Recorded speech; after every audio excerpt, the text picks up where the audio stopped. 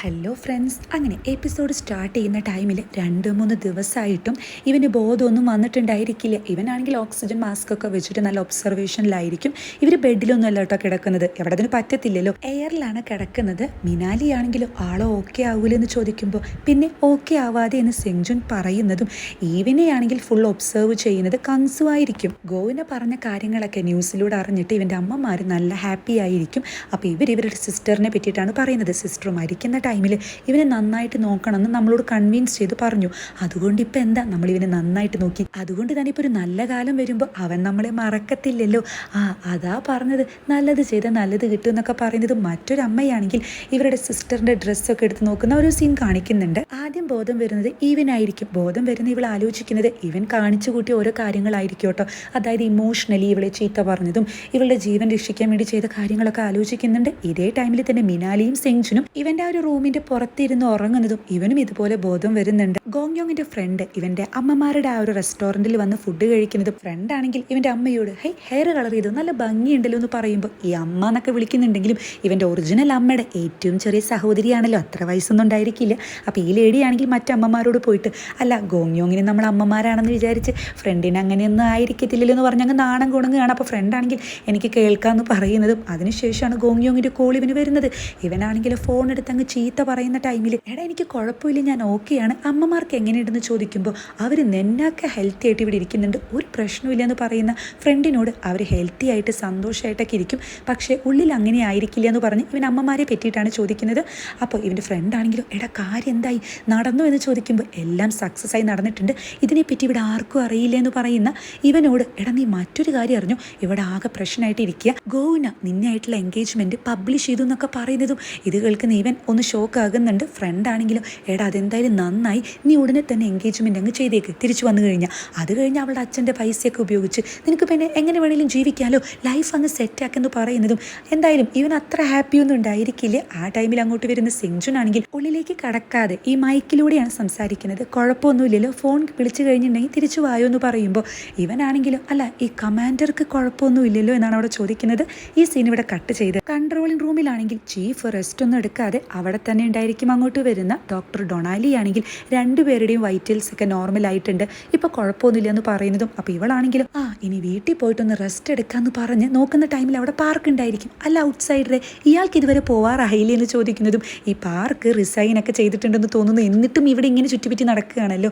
അപ്പോൾ പാർക്കാണെങ്കിൽ ഞാൻ എന്തായാലും ഇവനോട് സംസാരിച്ചിട്ടേ പോകുന്നുള്ളൂ എന്ന് പറയുമ്പോൾ ഈ ചീഫാണെങ്കിൽ അല്ല എനിക്കൊരു സംശയം, നിങ്ങൾ രണ്ടാളും എന്ന് പറയുന്നതും ഇവനാണെങ്കിൽ എന്താ തന്നെയൊക്കെ നന്നായിട്ട് ഞാൻ ഇവനെ കെയർ ചെയ്യുന്നത് കൊണ്ട് തനിക്ക് കുശുമ്പ് തോന്നുന്നുണ്ടെന്ന് ചോദിക്കുമ്പോൾ ആ ടൈമിൽ തന്നെയാണ് ഒരു മീറ്റിംഗ് ഉണ്ടെന്ന് ചീഫിനോട് ഒരാൾ വന്ന് പറയുന്നത്. അപ്പോൾ ഇവളാണെങ്കിലും എന്നാൽ ശരി ഞാൻ പോവാന്ന് പറയുമ്പോൾ എന്ത് ചോദിക്കാനില്ലെന്ന് ചോദിക്കുന്ന പാർക്കിനോട് ഒന്നും ഇല്ല എന്ന് പറഞ്ഞിട്ടാണ് ചീഫ് അവിടെ നിന്നും പോകുന്നത്.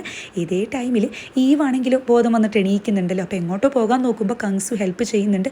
എനിക്ക് കുഴപ്പമൊന്നുമില്ല, ഇതെന്താ പറ്റിയെന്ന് ചോദിക്കുമ്പോൾ കങ്സു ആണെങ്കിൽ അത് പിന്നെ സോറി, നിന്നെ പുറത്ത് ഒറ്റയ്ക്കാക്കിയിട്ട് ഞാൻ സ്റ്റേഷനിലേക്ക് തിരിച്ചു വന്നില്ലേ എന്ന് പറയുമ്പോൾ ഇവളാണെങ്കിൽ അത് കുഴപ്പമില്ല, അങ്ങനത്തെ ഒരു സിറ്റുവേഷൻ ആയതുകൊണ്ടല്ലേ എന്ന് പറഞ്ഞ് ഇവളങ്ങ് പോകുമ്പോൾ ഇവൻ പിന്നാലെ പോകുന്നുണ്ട്. ഞാൻ ബാത്റൂമിലേക്കാന്ന് പറയുമ്പോൾ ബാത്റൂമിലേക്കാണല്ലേ എന്ന് പറഞ്ഞ് കങ്സു മാറി നിൽക്കുന്നുണ്ട്. ഇതേ ടൈമിൽ ബാത്റൂമിൽ ഗോങ്യോങ് ഉണ്ടായിരിക്കും. അവിടേക്ക് വരുന്ന ഈവിനോട് ഇവനാണെങ്കിൽ താൻ വന്നോ, ഞാൻ വിചാരിച്ചതേ താൻ മരിച്ചു പോകുന്നെന്ന് പറയുമ്പോഴേക്കും ഇവളാണെങ്കിൽ ഇവൻ്റെ കാരണത്തെ നോക്കി നന്നായിട്ടൊന്ന് അടിക്കുന്നുണ്ട്. ഇതൊട്ടും ഇവൻ പ്രതീക്ഷിക്കുന്നില്ല, എന്താ ഈ ചെയ്തെന്നുള്ളൊരു എക്സ്പ്രഷൻ ആയിരിക്കും ഇവന്. അത് പിന്നെ ടൂറിസ്റ്റായ ഞാൻ ഇങ്ങനത്തെ കാര്യങ്ങളിൽ ഇടപെടരുതെന്ന് നീ പറഞ്ഞിട്ടുണ്ടായിരുന്നു, പക്ഷേ ആ അവസ്ഥയിൽ എന്നൊക്കെ പറയുന്ന ഇവനോട് തനിക്കൊരു ബോധമില്ല, താൻ വേറൊരു ടൂറിസ്റ്റാണ്, ഞങ്ങളെന്ന് പറഞ്ഞ ആസ്ട്രോണറ്റ്സാണ്, ഞങ്ങളുടെ ജീവിതം ഇങ്ങനെയാണ്, അവിടെ പോയി കഴിഞ്ഞാൽ മരിക്കും, ഞങ്ങൾക്കത് ഓൾറെഡി അറിയാം, പക്ഷേ തന്നെ പോലൊരു മനുഷ്യൻ പുറത്തു വന്ന് മരിച്ച എന്താ ഉണ്ടാവുക എന്നൊക്കെ ചോദിക്കുന്ന ഇവളോട് അതെന്താ ആസ്ട്രോണറ്റ്സ് മനുഷ്യന്മാരല്ലേ, അവിടെ വന്നതുകൊണ്ട് നമ്മൾ രണ്ടുപേരും രക്ഷപ്പെട്ടില്ലേ എന്നൊക്കെ ചോദിക്കുമ്പോൾ ഇവളാണെങ്കിൽ താനെങ്ങാനും മരിച്ചു പോയിരുന്നെങ്കിൽ ഞാൻ ഒരിക്കലും ക്ഷമിക്കത്തില്ല എന്ന് മാത്രമല്ല എന്നെ അത് 2 പ്രാവശ്യം കൊല്ലുന്നത് പോലെ ആയിരിക്കുമെന്ന് ഇവൾ പറയുന്നതും ഇവനാണെങ്കിൽ സോറി ഞാൻ അങ്ങനെ വിചാരിച്ച് ചെയ്തതല്ല, ഇനി ഞാൻ ചെയ്യത്തില്ല, ഇനി ഞാൻ ശ്രദ്ധിച്ചോളാം എന്നൊക്കെ പറയുന്ന ടൈമിൽ ഇനി 4 ദിവസം കഴിഞ്ഞാൽ താൻ ഭൂമിയിലേക്ക് തിരിച്ചു പോകും. അതായത് ഇവൻ 4 ദിവസം കഴിഞ്ഞാൽ തിരിച്ചു പോകും, ടൂറിസ്റ്റ് ആണല്ലോ, എന്നാൽ ഇവർ ആസ്ട്രോണറ്റ്സ് ആയതുകൊണ്ട് തന്നെ 1 വർഷത്തേക്ക് വേണ്ടിയിട്ടാണ് വന്നിട്ടുള്ളത്. അപ്പോൾ ഇവളാണെങ്കിലും ഈ ഒരു ദിവസത്തിൽ താൻ മരിച്ച പോലെ അങ്ങ് പെരുമാറിയാൽ മതി, അതായത് ഇവിടെയുള്ള ഒരു ഓൺഗോയിങ് പ്രൊജക്റ്റിൽ പോലും ഇടപെടരുത്, ഒരു സാധനത്തിൽ പോലും തുടരുത്, എൻ്റെ കൺമുന്നിൽ പോലും കാണരുതെന്ന് ഒന്ന് ഡൗട്ട് അടിച്ച് ഇവൾ പറയുന്നുണ്ട്. ഇത് കേൾക്കുന്ന ഗോങ്യോങ് ആണെങ്കിൽ എന്തൊക്കെ ഈ പറയുന്നത്, അതായത് മരിച്ച പോലെ ആക്ട് ചെയ്യണം എന്നൊക്കെ പറഞ്ഞത് ഓക്കെ എല്ലാം ശരി, പക്ഷേ കാണരുതെന്ന് പറഞ്ഞതൊരു ചെറിയ പ്ലേസ് അല്ലേ, അങ്ങോട്ടും ഇങ്ങോട്ടും എപ്പോഴും വേണമെങ്കിലും കാണാം. അത് മാത്രമല്ല നമ്മുടെ രണ്ടുപേരുടെ റൂം അത് ഓപ്പോസിറ്റില്ലേ എന്നൊക്കെ പറയുമ്പോൾ ഇവളാണെങ്കിൽ ഒരു കാര്യം ചെയ്യാം, ഞാൻ റൂം ചേഞ്ച് ചെയ്യാമെന്ന് പറയുമ്പോൾ അത് കൊള്ളാം, ഒരു ടൂറിസ്റ്റ് കാരണം ഈ ഒരു മിഷൻ്റെ കമാൻഡർ റൂം മാറുകയെന്നോ, അതെങ്ങനെ ശരിയാകും? ഓക്കെ ഞാൻ സോറി പറഞ്ഞില്ലേ, അറിയാതെ ചെയ്തത്, ഇനി ചെയ്യത്തില്ല. അല്ലെങ്കിൽ തന്നെ ഞാനൊരു ടൂറിസ്റ്റ് ആണല്ലോ, അപ്പോൾ പിന്നെ പുറത്ത് വന്നു കഴിഞ്ഞാൽ അത് എത്രമാത്രം ഡേഞ്ചറാണെന്ന് എനിക്ക് മനസ്സിലാക്കാൻ കഴിയത്തില്ല. അങ്ങനെയൊക്കെ സംഭവിച്ചതെന്ന് പറയുന്ന ഇവനോട് നിനക്കെല്ലാം അറിയാം പുറത്ത് വന്നാൽ എത്രമാത്രം ഡേഞ്ചറാണെന്നും നിൻ്റെ ലൈഫ് തന്നെ റിസ്ക് എടുത്തിട്ടാണ് ഇതെല്ലാം അറിഞ്ഞിട്ട് നീ പുറത്തേക്ക് വന്നേ, അതുകൊണ്ട് മാപ്പില്ല എന്ന് പറയുമ്പോൾ ഇവനാണെങ്കിൽ പ്ലീസ് പ്ലീസ് പ്ലീസ് ഒന്ന് സോറി താന്നൊക്കെ പറയുന്നുണ്ട്. അപ്പോൾ ഇവളാണെങ്കിലും അവിടെ നിന്നും പോകുന്നതും പിന്നീട് ഇവൻ നോക്കുന്ന ടൈമിൽ ഇവളിങ്ങനെ കൺഫ്യൂഷനൊക്കെ അടിച്ച് ഒറ്റയ്ക്ക് നിൽക്കുന്നത് കാണുന്നുണ്ട്. എന്നാൽ ഇവളെ ഡിസ്റ്റർബ് ചെയ്യുന്നില്ല. ഇവൻ നേരെ പോകുന്നത് കിച്ചണിലേക്കായിരിക്കും. അപ്പോൾ അവിടെയുള്ള കങ്സു ആണെങ്കിൽ ഇവിടെ വരുന്നതിന് മുന്നേ ഒരു സംഭവത്തിൽ ഒപ്പിട്ട് കൊടുത്തിട്ടുണ്ടായിരുന്നില്ലേ, അതിൽ പറഞ്ഞിട്ടുണ്ടായിരുന്നു ഡേഞ്ചേഴ്സ് ആയിട്ടുള്ള ആക്ഷൻ ഒന്നും ഈ ടൂറിസ്റ്റ് ചെയ്യരുതെന്ന്. തൻ്റെ ഈ ഒരൊറ്റ പ്രകടനം കൊണ്ട് മുകളിൽ നിന്ന് പറഞ്ഞിട്ടുള്ളത് താനിപ്പോൾ ഇവിടെ ചെയ്തുകൊണ്ടിരിക്കുന്ന എല്ലാ പ്രൊജക്റ്റും സ്റ്റോപ്പ് ചെയ്യാനും തിരിച്ച് ഭൂമിയിലേക്ക് പോകുന്നത് വരെ ഒന്നും ചെയ്യാതെ നൈസായിട്ട് ഇവിടെ ഇരിക്കാനാണ് പറഞ്ഞത്. എന്തായാലും നന്നായില്ലെന്ന് പറയുന്ന കങ്സുവിനോട് ഇവനാണെങ്കിൽ നല്ല ചിരിച്ചിട്ട്, അതേ വേറൊരു കാര്യം അറിയൂ, ഇന്നലെ ഈ എക്സൊക്കെ എൻ്റെ കയ്യിൽ തിരിച്ചെത്തിയെന്ന് പറയുമ്പോൾ ഇത് കേൾക്കുന്ന കങ്സു ആണെങ്കിൽ കൂളായിട്ട് അതേലേ, എന്നാൽ വേറൊരു കാര്യം പറയട്ടെ, ഇന്നലെ തന്നെ ഞാൻ ഫെർട്ടിലൈസേഷൻ ആരംഭിച്ചു, 7 എണ്ണത്തിൽ 6 എണ്ണം സക്സസ് ആയി എന്ന് പറയുമ്പോൾ ഇത് കേൾക്കുന്ന ഗോങ്യോങ് ഒന്ന് ഷോക്കാകുന്നുണ്ട്. അപ്പോൾ ഇവനാണെങ്കിലും എന്തായാലും ഞാൻ വിട്ടുകൊടുക്കത്തില്ല എന്നാണ് അവിടെ പറയുന്നത്. ഈവാണെങ്കിലും ഈ ടൈമിൽ ഗോങ്യോങ് ഇവളെ രക്ഷിച്ചല്ലോ, ആ ഒരു കാര്യങ്ങളൊക്കെയാണ് കേട്ടോ ഇങ്ങനെ ഡ്രീം ചെയ്യുന്നത്. ഇവളാകെ കൺഫ്യൂസ്ഡ് അടിച്ചിരിക്കുന്ന ടൈമിൽ ഗോങ്യോങ് ആണെങ്കിൽ ഗോവനോടെ ആ ഒരു പ്രസ് മീറ്റിംഗ് കാണുന്നുണ്ട്.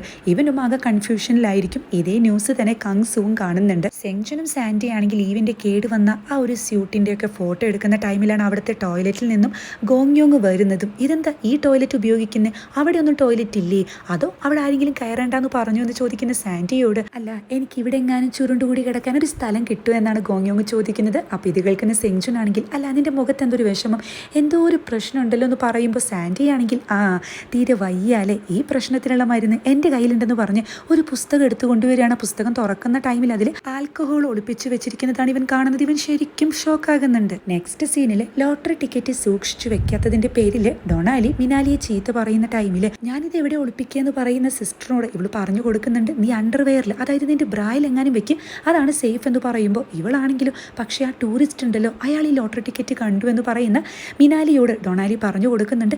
അവൻ ലോട്ടറി ടിക്കറ്റ് കണ്ടു എന്ന് വിചാരിച്ചിട്ട് എന്താ കുഴപ്പം, അത് വിന്നിങ് ടിക്കറ്റ് ആണെന്നൊന്നും അവൻ അറിയത്തില്ലല്ലോ, നിനക്കറിയാലോ ഒരു മാസേ സമയമുള്ളൂ, ആവശ്യമില്ലാത്തത് ആലോചിച്ച് കൺഫ്യൂസ്ഡ് അടിക്കരുതെന്ന് പറയുന്ന ഡൊണാലിയോട് ഇവള് പറയുന്നുണ്ട്. പക്ഷേ ടിക്കറ്റ് നമ്മുടെ അല്ലല്ലോ മറ്റാരുടെയോ അല്ലേ, ഇതിലാണെങ്കിൽ സ്റ്റാൻഡ് ബൈ മീ എന്ന് എഴുതിയിട്ടുണ്ടെന്നൊക്കെ പറയുമ്പോൾ അതിനാ ടിക്കറ്റ് ആരുടെയാണെന്ന് നമുക്ക് അറിയത്തില്ലല്ലോ, ആരും അന്വേഷിച്ച് വന്നിട്ടില്ലേ, അത് ദൈവം നമുക്കായി കൊണ്ടുവന്ന് തന്നതാന്നൊക്കെയാണ് സിസ്റ്റർ പറയുന്നത്. ഇതേ ടൈമിൽ മൂവസങ്കാണെങ്കിൽ കുടിച്ചു തുടങ്ങിയിട്ടുണ്ടായിരിക്കും. അപ്പോൾ ഇവർ ഈ ബോട്ടിൽ നിന്ന് വെള്ളം പുറത്തേക്കാക്കുമ്പോൾ ഇതൊരു ബോൾ പോലെ പോകുന്നതും ഇതൊക്കെ കണ്ട് വണ്ടടിച്ചിരിക്കുന്ന ഗോങ്യോങ് ആണെങ്കിൽ, അല്ല ഈ ആൽക്കഹോൾ ഇങ്ങോട്ട് കൊണ്ടുവരാൻ പാടില്ലല്ലോ, പിന്നെ ഇതെങ്ങനെ കൊണ്ടുവന്നു എന്ന് ചോദിക്കുമ്പോൾ സാൻഡി ആണെങ്കിൽ, എൻ്റെ കരിയർ വരെ ഞാൻ പണയം വെച്ചിട്ടാണ് ഈ സ്മഗ്ലിങ് നടത്തിയത്, അതുകൊണ്ട് ആരോടും പറയരുതെന്ന് അവിടെ പറയുന്നതും. അപ്പോൾ ഇവനാണെങ്കിൽ ഇങ്ങനെ വിഷമിച്ചിരിക്കുന്നത് കാണുന്ന സാൻഡി ആണെങ്കിൽ, എടോ അങ്ങനെ ചെയ്യാൻ പാടില്ല, ഇതാണ് റൂള് അതാണ് റൂൾ എന്നൊക്കെ പറയും. ഒരു മനുഷ്യജീവനേക്കാൾ വലുതൊന്നും അല്ലല്ലോ ഈ റൂൾസ്. അല്ല ഈവിൻ്റെ സ്ഥാനത്ത് ഞാൻ എങ്ങാനും ആയിരുന്നെങ്കിൽ അപ്പം തന്നെയായിട്ട് സെറ്റായിട്ടുണ്ടായിരിക്കും, കാരണം സ്വന്തം ജീവിതമല്ലേ രക്ഷിച്ചേ. പക്ഷേ അവൾ എന്തിനാ ചീത്ത പറയുന്നതെന്നാ എനിക്ക് മനസ്സിലാവാത്തതെന്ന് സാൻഡി പറയുന്ന ടൈമിൽ സെങ്ജുൻ ആണെങ്കിൽ എന്നാലും തന്നെ സമ്മതിക്കണം, താൻ പുറത്ത് എന്തൊരു ഓസമായിരുന്നു എന്നൊക്കെ പറഞ്ഞ് അഭിനന്ദിക്കുന്ന ടൈമിൽ ഗോങ്യോങ് അങ്ങ് ഹാപ്പി ആകുന്നുണ്ട്. സാൻഡി ആണെങ്കിൽ ഇത് തനിക്കുള്ളൊരു റിവാർഡാണെന്ന് പറഞ്ഞ് ഈ ആൽക്കഹോൾ ഒരു സ്ട്രോ ഇട്ടിട്ടാണ് ഗോങ്യോങ്ങിന് കൊടുക്കുന്നത്. ഇവിടെ എങ്ങനെയല്ലേ കുടിക്കാൻ പറ്റത്തുള്ളൂ, ഇതിനെപ്പറ്റി മറ്റാരോടും പറയരുതെന്ന് പറഞ്ഞ് സാൻഡി അവിടെ നിന്നും പോകുന്നതും സെങ്ജുൻ ആണെങ്കിൽ മൗസിൻ്റെ അടുത്തേക്ക് പോകേണ്ട ആവശ്യമുണ്ടെന്നാണ് അവിടെ പറയുന്നത്. പിന്നീട് കുറേ നേരം കഴിഞ്ഞിട്ട് ഗോങ്യോങ് ആണെങ്കിൽ സാൻഡിയുടെ അടുത്ത് വന്ന് വിളിക്കുമ്പോൾ ആള് നല്ല ഉറക്കമായിരിക്കും. സാൻഡി ആണെങ്കിൽ, എടോ തന്നെ പോലെ കുട്ടികൾ ഉണ്ടാവാതെ സ്ട്രഗിൾ ചെയ്യുന്ന ഒരുപാട് പേരുണ്ട്, അവർക്ക് വേണ്ടിയിട്ടാണ് ഞാൻ ഇങ്ങോട്ട് വന്നിരിക്കുന്നത്, ഞാനങ്ങനെ വെറും കൈയോടെ പോകത്തില്ല, ഇതിൽ ഒരു റിസൾട്ട് ഉണ്ടാക്കിയിട്ടേ പോകൂ എന്നൊക്കെ പറയുന്ന ഇവനാണെങ്കിൽ നേരെ പോകുന്നത് മിനാലിയുടെ അടുത്തേക്കായിരിക്കും. ഞാൻ ആ ലോട്ടറി ടിക്കറ്റ് കണ്ടു എന്ന് പറയുമ്പോൾ ഇവള് ശരിക്കും ഷോക്കാകുന്നുണ്ട്. എന്താ എന്ന് ചോദിക്കുന്ന ഇവളോട്, ആ ലോട്ടറി ടിക്കറ്റ് ഇല്ലേ വിന്നിങ് തുകയുള്ളത്, അത് കങ്സുവിൻ്റെ ആണ്, അല്ല കങ്സുവിൻ്റെ ഒരു ഫോട്ടോയും സ്റ്റാൻഡ് ബൈ മീ എഴുതിയിരിക്കുന്നത് ഞാൻ ശ്രദ്ധിച്ചിരുന്നു എന്ന് പറയുമ്പോൾ ഇവളാണെങ്കിൽ, കങ്സുവിൻ്റെ അല്ലേ, അതിനിപ്പോൾ എന്താ ഞാൻ തിരിച്ചു കൊടുക്കാൻ നിൽക്കുകയായിരുന്നു, ആരുടെയെന്ന് എനിക്ക് അറിയില്ലായിരുന്നു, അല്ലെങ്കിൽ തന്നെ ആ പൈസയൊന്നും എനിക്ക് ആവശ്യമില്ല എന്ന് പറയുമ്പോൾ ശരിക്കും താനത് തിരിച്ചു കൊടുക്കാൻ പോവുകയാണോ എന്നാണ് ഗോങ്യോങ്ങോട് ചോദിക്കുന്നത്.